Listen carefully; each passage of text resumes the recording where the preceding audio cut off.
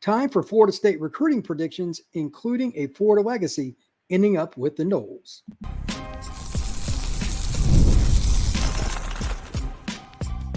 You are Locked On Seminoles, your daily podcast on the Florida State Seminoles. Part of the Locked On Podcast Network, your team every day. Welcome back into Locked On Seminoles. I am your host, Brian Smith. Thank you for making this your first listen of the day. And we are free and available wherever you get your podcast and on YouTube. Today's show is brought to you by eBay Motors. And I wanted to say that this is going to be a shorter version of the Locked On Seminoles podcast. We're just going to talk recruiting and a little bit about the lawsuit I'm sure many of you saw was filed federally today by Jaden Rashada against some people that are associated with the University of Florida football program, including Billy Napier. But today is a rundown. I'm going to do some predictions, some big box stuff, talk about some of the recruits I think Florida State will get, or at least will be in the final group with. And I just don't have an opinion yet because we're still on that tippy-toe edge of everything happening. So let's get started. First off, this is the question that I get more than any other. Like, where do you think the class will finish? And that's a fair question. Everybody wants the big box one, so I'll just get it out of the way first. Top 10 is still my expectation. If I had to guess, is it more likely to be closer to 5 or 10? I think in the end, it'll be closer to 5. It's because they're in on so many players. It's just law of averages. I've got 5 to 8 guys that I like their chances with, but they're going to get a few kids they don't expect. Florida State's always done that. Done it for over 30 years because they do such a good job with visits. Florida State's an easy sell and it's, proximity, etc. to many of the prospects they want. And the staff has done their due diligence, got in on a lot of these young men very, very early. And that will also be a factor come decision time. Now, here's a couple of notes just in general with that. I know fans want results now. The way Norvell and his staff have this set up, the bulk of their official visits, this is very, very important, will be in June, and they will be in late June. There's no way around it. We're not going to get as much information quickly as most people would like, but a lot of the visits, key big name guys, June 21st weekend. It's the last official visit weekend the NCAA is allowing before the dead period. That just gives Florida State the last at bat, if you will, which I like. And it also ups my expectation for the long run on how you sign guys. And that is the bottom line. But it's probably not going to be as much information as people want because other schools will be getting commitments. I'm just saying that now. It is backloaded. There is no substitute for that. But I still think it's a good thing to do long term. Will Florida State sign the best class in Florida? I say no. I say Miami because their staff is the best in the South, just about, if not the country, overall with recruiting because Cristobal's so good. But at the same time, that can change. Florida State will be on the cusp. I think those two teams will be really close together. But everybody I've talked to, and I asked quite a few people, everybody thinks Miami staff is just better at it. I'm just being honest. If Florida State fans don't like hearing that, I get it. But I'm not going to pass along a lie. So Miami's class, I think, will be somewhere between 4 and 6. Florida State's, I expect somewhere between 6 and 8 right now, if I had to guess. That's just what I see it. As far as recruiting success, here's something else to note that I've been hinting at for a while. Will this year's recruiting success, in addition to the 2024 class, which was really good, help Florida State lessen their dependency on the transfer portal? Absolutely. It definitely will. Here's the reason that it's going to happen. They just have more depth. Florida State for years, especially, just use the obvious one. Offensive line didn't have depth, didn't have enough starters that they really wanted to be. This year, this is the beginning of it. They have more guys that could start than what most people would have in any given team, like except for maybe Georgia or maybe Wisconsin 5-10 years ago, something like that. They've got more starters than about anybody. It's amazing because I thought a lot of the guys would leave that weren't starters. I thought a few guys would hit the portal this spring. They didn't. That was surprising to me. There a couple of guys could have got guaranteed jobs going somewhere else. They stuck with Florida State. Maybe that's partially NIL, culture, want to win, think they'll still play. I don't know what it is, but good for Florida State. Because right now, from talking to people, O-line is a disaster. Not bad, a disaster around college football. Even like Notre Dame, who puts guys in the NFL all the time, they're short at offensive tackle. That hardly ever happens there. Texas and a couple of schools, Georgia, there's 3 to 5 teams that are still pretty good. Notre Dame's will be good, but not by their normal standards. They just lost the 5th pick in the draft. But Florida State might add, if you look at their O-line, and this shocks me again because I thought they were going to lose 2 or 3 more guys than they did, might be the best on their schedule, and then you add them in. That includes Miami and Notre Dame. It's debatable. If you'd have told me that 3 months ago, I'd have said drugs are bad. Get help. Because I really thought a couple of guys would hit the portal or go to the NFL, etc. It's not been that way. Florida State has really hit the home run there. And that's a great example of why they're not going to have to use the portal as much moving forward. Maybe 1 or 2 guys this next year, because they got some seniors, but overall, they're going to be able to lessen it. They've got a lot of offensive linemen who I'll make a couple of predictions on here in a minute, coming in for visits. They're really highly rated. This is the best group I've seen Florida State in forever on the offensive line. I mean, decade or more. Tremendous job at getting the visits lined up. Now, of course, you got to get them, but that's one of the reasons that I have them as a top 10 class conservatively. Did you meet your needs? Florida State needs to do better on offensive line recruiting and has forever. They've slowly started to do better at it, but I'm talking about just absolutely knockout class. It is time. They've got Solomon Thomas committed, but we don't know where he's going to go. They're in on Zaire and a whole bunch of other guys that are really highly rated guys. If they could get just 1 or 2 more of those guys and keep Thomas, this would be exactly what Florida State needs. Not many teams are able to do it, but Florida State needs to get to that level year in and year out if they want to consistently not only make the playoff, but win games and compete for titles. That's the bottom line. You got to win in the trenches. Also, I don't look at this roster and I say, well, with the portal, except for maybe O-line, they just got a ton of seniors on this team this year. Or do you just say, man, they're in terrible shape after this year? I don't. Florida State has a balanced roster. So the high school recruiting is going to help and make sure that the transfer portal is not as needy and they can just pick and choose. That's awesome for Florida State football. All right.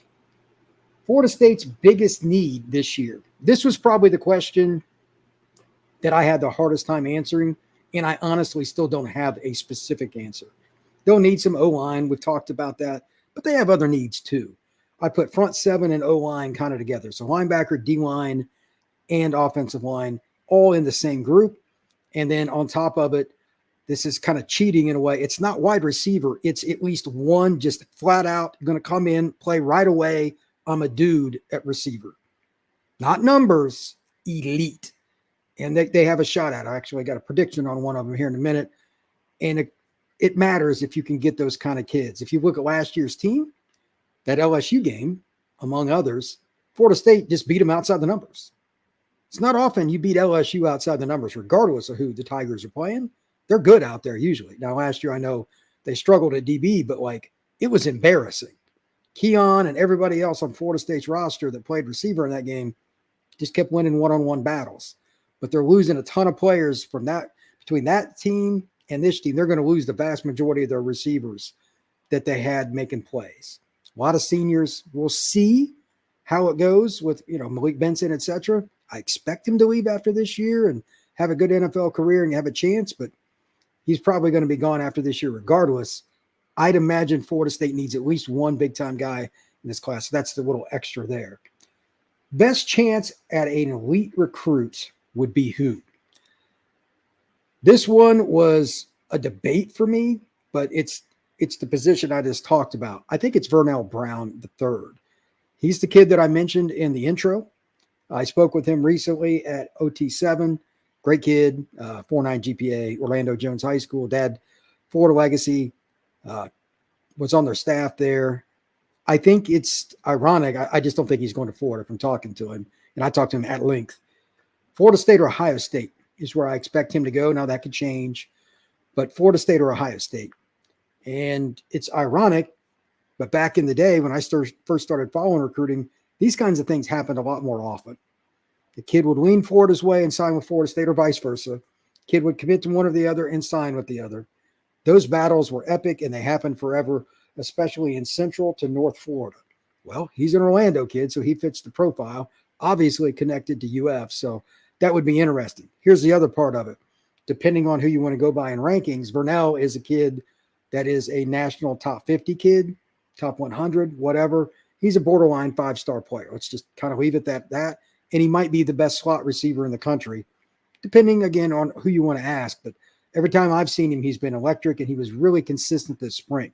So that's somebody that I think Florida State has a great shot at, and it could come in and play early at a position they need more help. You just need to keep pushing the pile and have as many guys come in as possible. They can make you better. I think Vernell can play slot or outside. He's a smart kid. He'll pick up the playbook pretty quick. But we'll get back to more predictions here in just a moment on Locked On Seminoles. Passion, drive, and patience. The formula for winning championships is also what keeps your ride or die alive. eBay Motors has everything you need to maintain your vehicle and level it up to peak performance. Superchargers, roof racks, exhaust kits, LED headlights, and more. Whether you're into speed, power, or style, eBay Motors has you covered. With over 122 million parts for your number one ride or die, you'll always find everything you're looking for. eBay's Guaranteed Fit, your part is guaranteed to fit your ride every time or your money back. Because with eBay Motors, you're burning rubber, not cash. With all the parts you need at prices you want, it's easy to make sure your car brings home the MVP every time. Keep your ride or die alive with ebaymotors.com. Eligible items only. Exclusions apply. eBay's Guaranteed Fit, only available to U.S. customers. Besides Vernell Brown III, who if I had to pick, it would be Florida State. It's a close race between them and Ohio State. What other players that are elite do I think Florida State has the best shot at? Now, I don't know all the recruitments. The kids are a Texas kid, a Washington kid, something like that. I don't have as many contacts on that, but I'm just going to run down some kids that I know about, and we'll kind of go from there. Justice Terry, this is a kid, again, that would be the ultimate coup. I got a phone call earlier, and somebody asked me about the number one player in the country, this, that, and the other. We're just kind of talking generally. And I said, my number one player would be Justice Terry. He's the kid from Manchester, Georgia, elite kid. Yes, sir, no, sir. Goes out of his way to work harder, although he has every offer in the country. And he's a guy that can play D-end or D-tackle. Doesn't matter. Elite pass rusher, even though he's a power player. Fits the mold of a guy that goes top 10 in the NFL draft. He's going to visit Florida State officially. They do not lead. They are definitely an underdog in this. But if they could win this recruitment, and that's why I'm bringing it up, they could sneak into the top 5 in the national rankings. Elite player. Great kid, too. He's the kind of guy you want on your program. And I'm curious to see what Florida State's able to do after he visits here in a few weeks. The guy that I like the best, he might be a 5-star. He's going to be at the Rivals 5-Star Challenge and some other events. Zaire Addison, I think he'll end up at Florida State if I had to guess, but don't discount Penn State. Don't discount Georgia. Don't discount Oregon. There's still a ways to go. Florida State is my pick because out of all the schools he's looking hardest at, I think they're just closest. I know him pretty well, have for quite a while. He lives just outside of Tampa, but he's an elite left tackle prospect. I think Florida State has a great shot at him, and they have playing time to sell. As I mentioned a few minutes ago, they're losing some serious talent. He's got a chance to play like he's a redshirt freshman or something. I don't think Zaire is going to step in and start from day one at Florida State or Oregon or something. But at the same time, this is a kid that has a tremendous amount of athleticism, former basketball player, former wrestler, former defensive lineman that's turned into an offensive lineman. He can move his feet. Great prospect. Jalen Wiggins, this is a unique one. This is another kid, I think, speaking of flips, Florida is the projected winner because he's committed there, but he's from Tallahassee. Now, whether or not he ends up at Florida State, there's still a long way to go, but I know that Florida State is really putting the hammer down to try to get it. Another kid, kind of like Justice Terry, similar frame, a little bit lighter, 6'4", 250, give or take, probably a strong side end or maybe a 3-tech, depending on how much weight he wants to put on and the scheme he plays in at the collegiate level. But this is the kind of kid you just can't lose. He's in your backyard. If there's any player that I would complain about Florida State not signing in this class, no debate about it, it's Wiggins. You cannot lose elite players, especially D linemen. Think about all the money and all the things we've heard recently with NIL and defensive linemen. You cannot lose the ones that live within 15 minutes of your campus, period. I will go on a rant if they do not sign him. It's just the way it is. I'm sure Florida State staff doesn't care, but the boosters do, so they should care. You cannot lose an elite player in your backyard. He's a top 100 kid. Also, a unique one, I don't know him personally. Jordan Young is one that Florida State has a chance to steal. Clemson, Florida State, There's several schools after him. Safety out of North Carolina, he's a dude. He has a chance to play early at the vast majority of schools he would look at. That would be a great player to get, not only because, you always want great DBs. If you don't get him, he's probably going to Clemson. That means you're going to play against him. Jordan Young out of North Carolina is a big-time player. One last guy that I really want to mention on the offensive side and one more on defense, Max Buchanan. Ironically, he's friends with Zaire. Florida State, Penn State is what I heard recently. Penn State does a tremendous job of recruiting the state of Florida and the South. Max likes them a lot. But Florida State's a program. It's closer. It's more familiarity. I'd imagine his parents would like it. So if Penn State's going to win that recruitment, they need to hit it out of the park because that's a plane flight. That's not a drive. The last kid is Ty Jackson. He's from South Florida, Waxahachie. That's a really good football player that can play the nickel spot as like an overhang linebacker. He can play will. Athletically, I think you could put him at running back and he'd be fine. Big-time athlete, around 200, 205 pounds, could really run, change direction, and he's just a natural thumper. He fits quite honestly, the old school Florida State linebackers, for those of you that saw the Bowden era, some of those guys that are a little undersized that could really hit and run, Jackson fits that mold. Those are the guys that I'm thinking about the most. And to be honest with you, there's probably a few others that I could go into, but I only wanted to talk about the kids that I know the best and I've gotten the most intel on. So Jackson's a kid they're in the mix with. Everybody's after him, but Florida State, I've heard they've got a pretty good shot. So we'll just go with that for now. I hope to have some more information, but right now those are the guys. And again, I think they'll end up in the top 10 in the country conservatively. This is going to be a really good class. To wrap up today's show, we're going to talk about the lawsuit that was filed against the University of Florida today by none other than Jaden Rashada. This will actually directly impact Florida State, almost guaranteed, no matter how this lawsuit goes. And I'm going to explain that next here at Locked On Seminoles.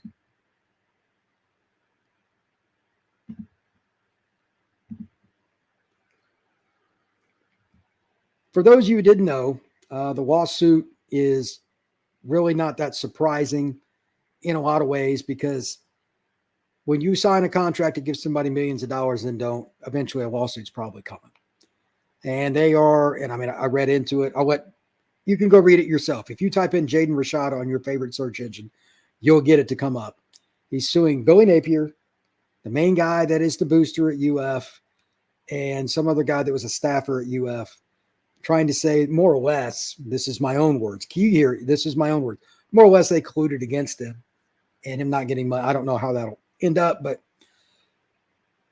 it's an interesting case because of the following. Obviously, Florida State's not involved with it directly, but it impacts them because of the following both ways. One good, one not so good. It's cool that players are getting money for NIL, but they have to honor it. Too many kids, from what I'm told, are going to schools getting money. Parts of this is on schools for doing this. They get upfront money, then they transfer. You are about to see a dynamic shift. This lawsuit could be precedent for it. With schools, I don't care how good the player is. I don't care if it's an in-state kid. I don't care if it's quarterback. If you transfer, there's a penalty. There's going to be buyouts, kind of like coaches' contracts. That's coming. So I understand from a school's perspective, if you lose an investment and you want your money back, they'll have it backed up. They'll have the lawyers to do that. That's coming. On the other side of it, and this is what Rashada is talking about, if you put pen to paper, no matter what the sum, you better be able to pay. Right is right. So that's good because I've also heard on the other end of this that schools have reneged in a lot of scenarios similar to this, not as much money as the Rashada case. I've heard about this over a year. Several guys were hurt, as I do air quotes for those of you listening to this podcast. Several guys were injured that really weren't because there were NIL discussions that weren't going very well at different places, SEC schools, AC, whatever. And to be honest with you, that's just the kind of the era that we're in. With this lawsuit, though, you're going to see more tightened up on the other end of this. You're going to see kids not just say, hey, I want this, and there's an agreement. You're going to see lawyers go on and go to campuses, et cetera, or meet off campus, however it works. Everybody's going to get a lawyer if they have NIL now because of this lawsuit. It's alleged, by the way, for what it's worth, $13.85 million. If Florida was dumb enough to pay a kid that hadn't played any college ball $13 million, that's on them too, by the way. That's just ignorant. But whatever the total was, even if it was $500,000, if you signed pen to paper, you signed it willfully,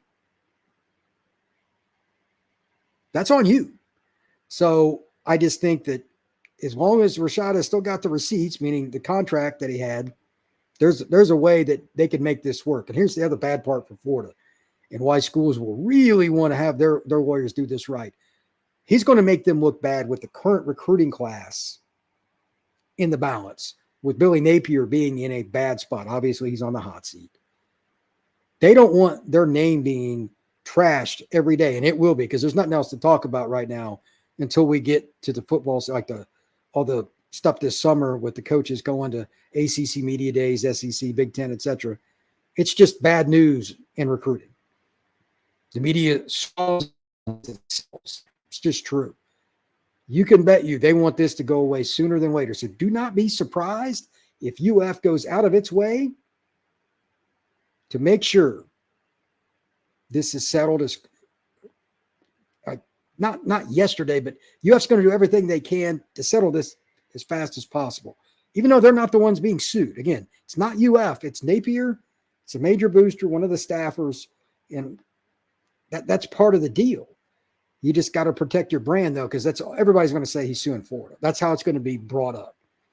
Schools are going to do everything they can to help out there, and I'm sure Florida will take advice from a lot of other people. This will be a collective behind the scenes. Thank you very much for making Locked On Seminoles your first listen each and every day. Please rate and review, subscribe, and hit that notification bell and give us thumbs up. I appreciate you all coming in. We will be back again tomorrow. This has been Locked On Seminoles. I will see you again on Thursday.